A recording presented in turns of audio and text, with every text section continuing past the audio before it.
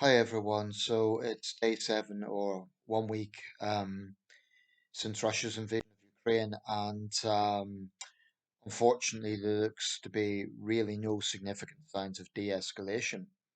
There's more talks scheduled to be held in Minsk, but I think there's way for thin hope that that will get anywhere. Not least because it's in Belarus. Um, so big developments today at the UN Assembly.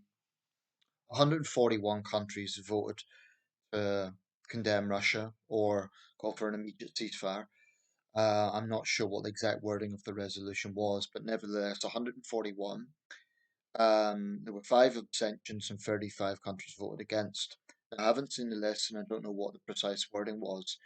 I think that is a very strong rebuke to Russia. It wasn't 50-50. This was 141 countries voting for the resolution, 35 against, to bring an end to hostilities. Um, Given that Russia started this war, that would sound to me like a rebuke to Russia. There's a lot of reports going on right now about what's happening within the Russian military on the ground. Just show you CNN, they're analysing the situation right now. They're talking about the fall of Kherson, that city in the south. That general, I miss his name, but he wasn't mincing his words. He said these Russian soldiers are cowards. What he was referring to is the fact that there's been reports of looting deliberately targeting civilians. I don't think that could be refuted. This wasn't like mistaken strategy. Um, I mean, on the first or second day of the invasion, the tank driving over the car, schools being hit, hospitals being hit. This is an absolute war on the Ukrainian people. And I don't see how anyone, well, I don't see how anyone could still claim it's military exercises unless they're completely stupid or just lying. Um, I see the Putin apologists are doubling down. I had a heated exchange with one guy earlier. I mean, he's just completely deranged individual, British guy, um, and a Putin apologist, and he was getting into what about Ray, what about Iraq in 2003. The fact of the matter is, and I don't want to detract this video into something else, but a million people protested against the Iraq War, and there's this duality of thinking Putin apologists, whereby if you condemn Russia, you therefore agree with everything the West has ever done. But it's just a grotesque distraction from what's happening right now. Then there's others who just have an anti-West worldview. I've noticed. I had an exchange with a woman yesterday from India, and she was claiming that there's a sort of racist thing going on because Westerners care more about what's happening in Ukraine than other conflict zones. Well, and as I pointed out in my last video, of course there's going to be an interest in Ukraine if you're a European. A Czech friend sent me a message earlier. He's in Austria right now, but he's concerned. Um, Europe is not a huge continent. Of course we're concerned. But from a pure human point of view, there's another reason, incidentally, that this is getting more coverage than other conflicts. Where you have other conflicts that are ongoing, Yemen, Burma, Tigray, and they're awful and they should be covered, but they're ongoing. This is a war that has started this week. I mean, certainly there's been violence in Ukraine since 2014. There was a low level conflict going on since then in Donbass. But this is an invasion of a country, so of course it's a major news story. Um, but I'm wondering what's going to happen next. This giant convoy that's approaching Kyiv. I mean, in 1995, the First Chechen War, or it might have actually been after the Second Chechen War, Grozny described as the most destroyed city on earth.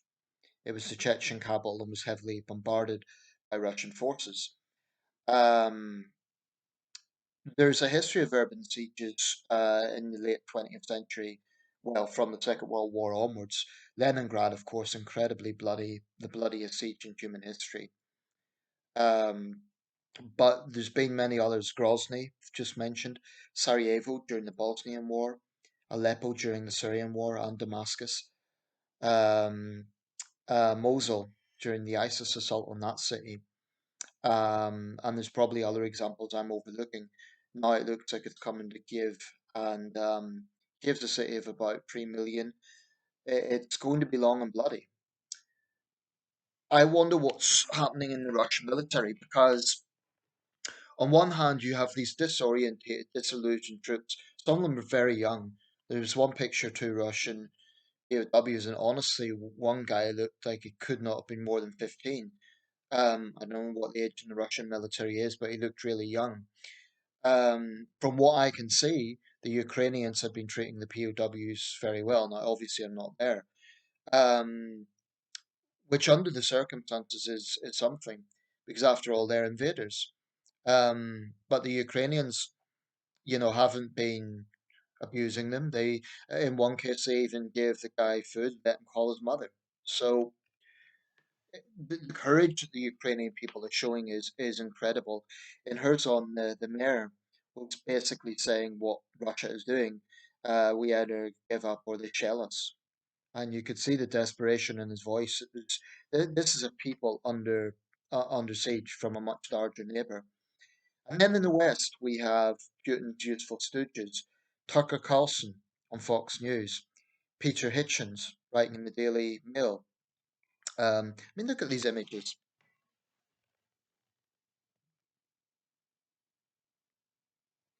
Just showed a train station there. Yeah, Tucker Carlson, Peter Hitchens, Oliver Stone. Oliver Stone, incidentally, talented director. I like some of his films. The man has talent. Unfortunately, in recent years, he's become just blinded by his pro-Russian bias. And I mean, I've never had much time for Stone's worldview, but then you have Steven Seagal. I mean, there was apparently reports of him pictured with Russian special forces. I don't know when that was taken. Seagal has come out and said, "Oh, well, Russia and Ukraine are brother nations," as if it's an equilibrium. I mean, these Putin apologists are despicable, absolutely despicable. Um, I honestly have no respect for them, and I find it hard to keep my cool with them, to be quite honest. Um, I just can't understand how they could look at what's going on and try to justify it in any way, shape, or form. 934,000 people have fled Ukraine since the war began. Apparently, an RT anchor has quit today on air. He was one of the British anchors. Well, it's good, better late than never, but I call on all RT correspondents to find their conscience and quit. Um, but I'm wondering what's going to happen. If there's going to be mutinies in the Russian army, if there is, because it looks like there's serious disillusion. I mean, Russia's always treated its troops like dirt, so there could be something going on whereby there are rogue soldiers who are just doing as they please because they're disillusioned, because they're desperate. It could be there's a breakdown in the chain of command. I mean, this is incredible. This is one of the world's largest militaries, and it's looking like a ragtag bunch of, well, terrorists, really, rather than a professional army. I mean, it's, it says a lot. But there's no question this war is going to be bloody, even if there are a lot of figures are flying around, as is always the case. It could be 2,000 civilians killed. It could be 200. I suspect it's a lot higher than that. But the Ukrainians are saying almost 5,000 Russian troops have been killed. That might be an exaggeration, but I think whatever way we look at this, it's quite obvious that altogether, Russians, Ukrainians, Ukrainian civilians, the figure from this war is already going to be a few thousand at least, um, which is a very significant figure. I mean, to look at it in one way, more people have probably died in Ukraine this week than during 40 years of the Troubles in Northern Ireland. That's sobering. Um, so I think what's particularly dangerous is the fact that Russia's a nuclear power, and Putin could well have access to the button. Well, he does. I mean, I think Putin is actually possibly unhinged. Apparently, there's a theory that he's had some sort of bunker fever.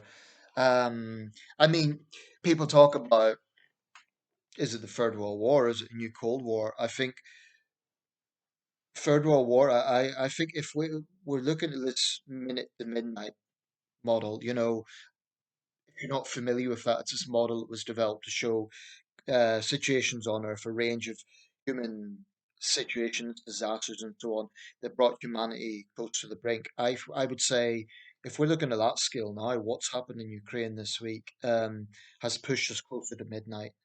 World War Three, probably not formally just yet, but I really think if Putin keeps going the way he's going, I really think the 24th of February, 2022 could be seen as the same as the 1st of September, 1939. Um, that day that Russia invaded Ukraine could be seen as a starting point. And then, of course, we look at the Far East. China could be weighing this up. I don't think they're going to do anything imminently, but because they're looking at the sanctions and the economic fallout to Russia.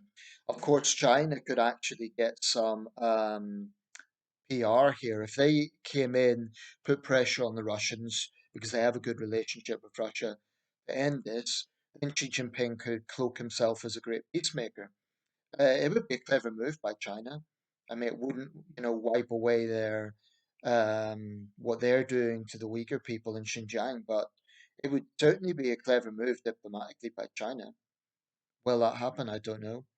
Um, the Russia-China relationship is very interesting because I think what could actually happen is Putin could end up playing second fiddle to Xi Jinping, and Russia's a very proud country. I don't think they would particularly care for that. Um, but apparently Lavrov has said France, if you want a real war, we'll give it to you. This is a regime that's out of control, and I just don't know where this is going to end.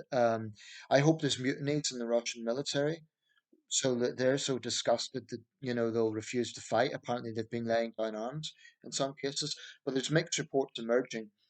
My own feelings on the Russian troops are mixed. I mean, I genuinely feel sorry for soldiers who they were misled, and they can't exactly just refuse orders without consequences. They'll be sent to some gulag in Siberia. Their families could be targeted. They're not in an easy position, but at the same time, there's no excuses for soldiers abusing civilians. Um, if they're following orders, well, they can mutiny. They could get together if they really feel uncomfortable about it. They should mutiny. Um, I mean, I think there'll be real differences of sentiment among Russian troops. I think some of them will be very, very uncomfortable about this. I think others will go rogue and they might be nationalists, they might be guided by that rather than just doing their job as a soldier, which of course right now is targeting civilians is not the job of a soldier. Um, there's so much going on with this. I haven't covered everything, but just a few other words about other things going on in the world right now because there are other stories. Petropolis in Brazil has suffered deadly floods and landslides this week. Over the past month, over 200 people dead. So it's one of the worst disasters in Brazil for a long time. Um, and what else have we got? Australia's also had serious floods, apparently. Um, I'm trying to think because so much news is dominated by Ukraine right now. West Africa, the Wagner divisions, these Russian mercenaries who are not wearing the Russian flag, have apparently been operating in Mali and West Africa some time now. There was a gold mine disaster in Burkina Faso, up to 60 people killed. Shows how dangerous that industry is, and of course, as a poorest who suffer. That's the price of gold. Um, Biden's State of the Union last night. I didn't watch all of it. Apparently, only part of it was about Ukraine. Americans are more concerned about the economy. Probably from the average American household, this is distant. I can tell you from a European perspective, it feels close. Okay, I'll round this up, but who knows what's going to happen? There's a faint hope that there could be some sort of coup d'etat in Russia itself. That would be, in my opinion, a good thing if Putin was toppled. But the question is who replaces him? Alexei Navalny, an enormously brave man, is in prison. Um, so who is there? Someone like Lavrov or Medvedev or Putin cronies, they certainly couldn't be trusted. Um, I think Lavrov could possibly be as dangerous as Putin. Medvedev, the 4 years he was president, he launched a war in Georgia, so he's not that different from Putin. But he doesn't quite have the same cult of personality. So that's a possibility that the Russian people turn against Putin. There was a Patrick Swayze film based on a Frederick Forsyth novel. I forget the name of the film now. Um, Icon, that was it.